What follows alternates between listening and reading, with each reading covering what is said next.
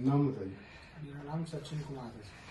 हाँ सचिन, बताइए ये सैनिक संस्कार फाउंडेशन से आपने ट्रेनिंग ली, किस तरह से, कितने दिन ट्रेनिंग लेने के बाद ये सफलता मिली? सर मैं यहाँ पर लगातार 3 साल से प्रैक्टिस करने आता था रोज सुबह, और मुझे ट्रेनिंग अध्यक्ष यानी कि LS जो फौजी उन्होंने दी, और सर भी थे अमित यादव सर, इनकी देख रेख में हमने ट्रेनिंग की। काफ़ी हद तक हमें उन्होंने मेहनत कराई, और जिसकी सफलता मुझे आज यहाँ पे आके प्राप्त हुई। और कितने बच्चे तुम्हारे साथ ट्रेनिंग मेरे साथ वहाँ पे समथिंग हैं 150-60 के समथिंग बच्चे, लड़के हैं हमारे और लड़कियाँ अलग हैं। सभी लोग मेहनत कर रहे हैं एक साथ मिलकर, और काफ़ी अच्छा परिणाम भी मिल रहा है। क्या कुछ चार्ज दिया जाता है? नहीं, निःशुल्क है सर।